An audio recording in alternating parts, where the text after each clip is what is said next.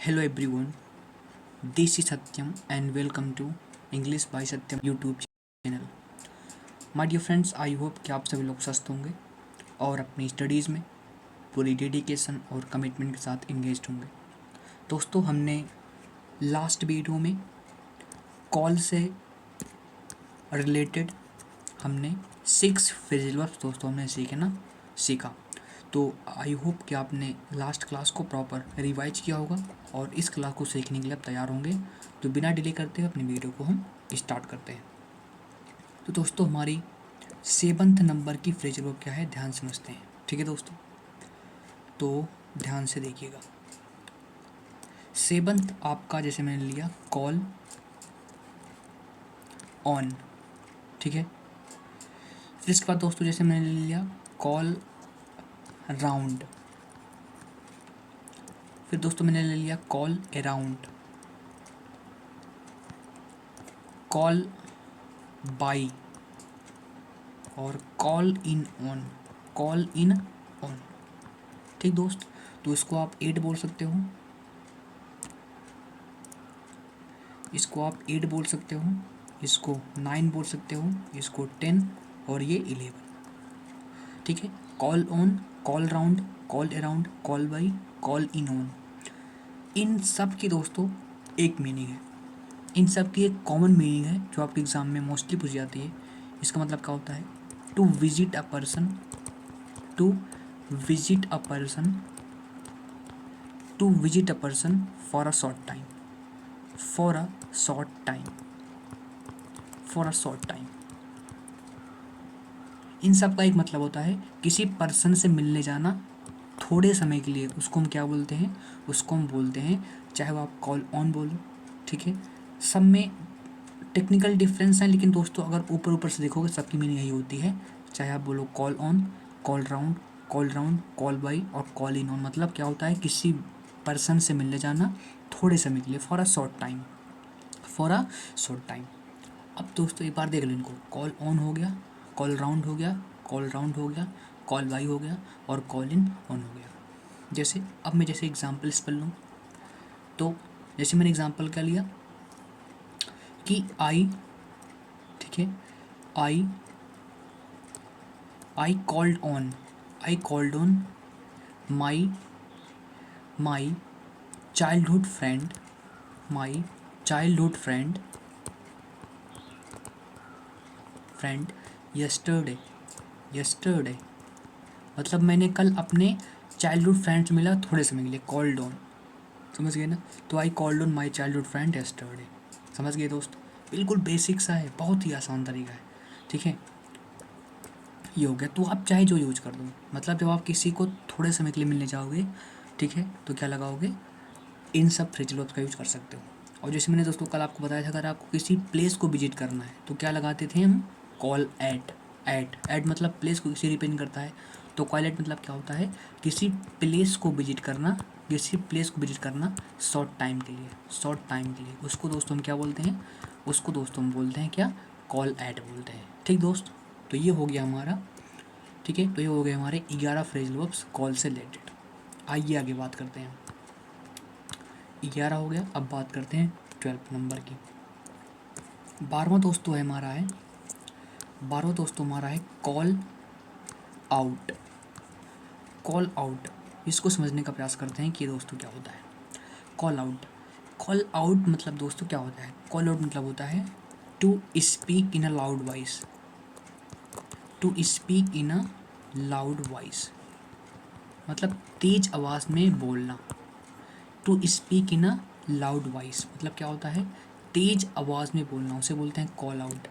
जैसे जैसे मैंने कहा कि द टीचर,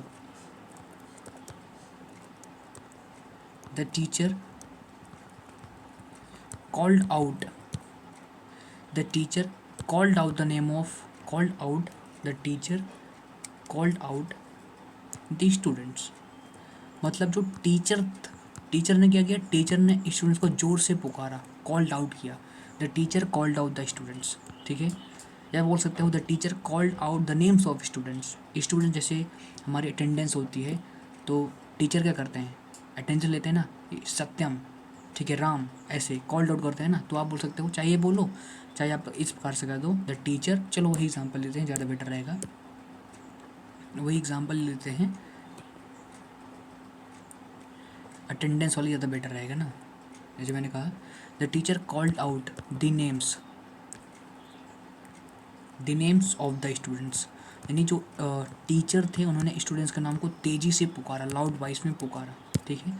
तो the teacher called out the names of the students, ये हो जाएगा आपका कॉल आउट, ठीक है। कॉल आउट मतलब क्या होता है, तेज़ी से पुकारना। आगे दोस्तों मूव करते हैं, 12 हो गया। आगे दोस्तों मूव करते हैं 13 दोस्तों हमारा है कॉल फोर्थ। आप समझते हैं कि कॉल फोर्थ की दोस्तों मीनिंग क्या होती है। कॉल फोर्थ, तो कॉल फोर्थ इसका दोस्तों मतलब क्या होता है, इसका दोस्तों मतलब होता है to cause something happen, to cause something happen, to cause something happen या मेक्स हैपन है, ठीक है, या मेक समथिंग हैपन, कुछ कर देना, किसी कुछ होने का कारण होना, या make something happen, make something happen, to cause something happen या मेक समथिंग हैपन ना, to cause something to happen, ठीक है दोस्तों। अभी वही समझ सकते हैं मैंने यहाँ पर टू क्यों लगाई, जिन्हें वर्ब एडवांस पढ़ा होगा, क्योंकि कॉज ऐसी वर्ब है जो अपने बाद इन्फिनेटिव लेती है, और मेक ऐसी वर्ब जो अपने बाद लेती है डायरेक्ट इन्फिनेटिव। तो दोनों की क्या है, सेम मीनिंग है, किसी चीज़ के होने का कारण होना, to cause something to happen ना, किसी चीज़ के होने का कारण होना। जैसे मैंने आपको एग्जाम्पल लिखवाया था इस प्रकार से कि the protest the protest called forth the protest called forth strong response strong response strong response, ठीक है।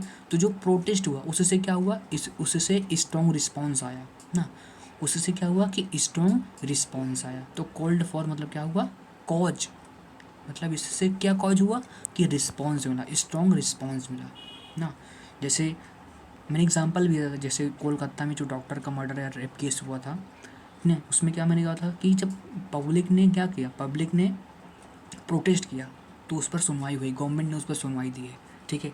मतलब सुप्रीम कोर्ट ने उस पर एक्शन लिया, मतलब सुप्रीम कोर्ट ने क्या किया, उस पर सुनवाई की है, उसकी समन की है, ठीक है। तो ये बात होती है टू, समझ गए ना। तो कॉल फोर्थ मतलब होता है कॉज समथिंग हैपन या मेक समथिंग हैपन। आगे मूव करते हैं, 13 हो गया। अब आगे दोस्तों मूव करते हैं 14 पर। 14 दोस्तों है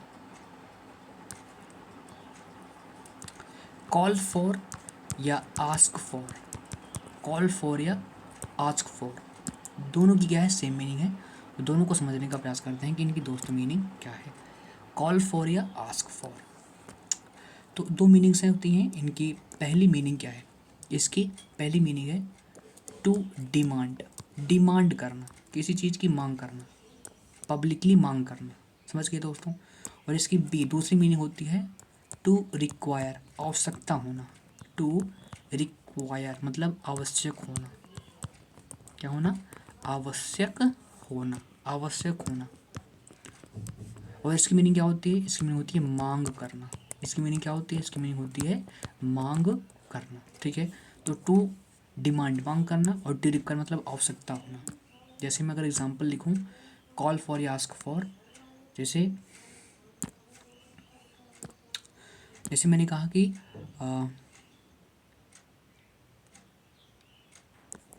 women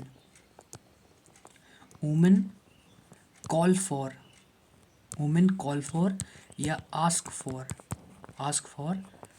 better safety procedures, better safety procedures, better safety procedures, ठीक है। समझे क्या हुआ, मतलब जो वुमेन थी, जो औरतें थी, उन्होंने किसकी मांग की, उन्होंने बात की कि उनकी बेटर सेफ्टी के लिए कुछ काम किया जाए ना, बेटर सेफ्टी प्रोसीजर्स ना। तो कॉल फॉर या आस्क फॉर दोनों की क्या होती है, सेम मीनिंग होती है। फिर जैसे मैंने एग्जांपल लिखा रिक्वायर, जैसे मैंने कहा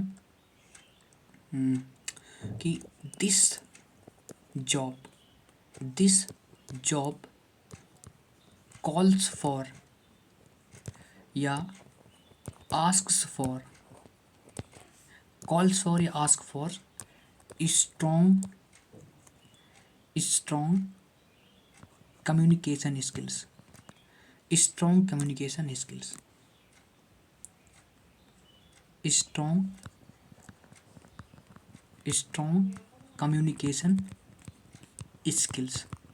कम्युनिकेशन स्किल्स मतलब ये जॉब इसके लिए क्या रिक्वायर्ड है, इसके लिए क्या किसकी आवश्यकता है, इसके लिए आवश्यकता है किसकी, स्ट्रॉन्ग कम्युनिकेशन स्किल्स है। स्ट्रॉन्ग कम्युनिकेशन स्किल्स की आवश्यकता है इस जॉब के लिए।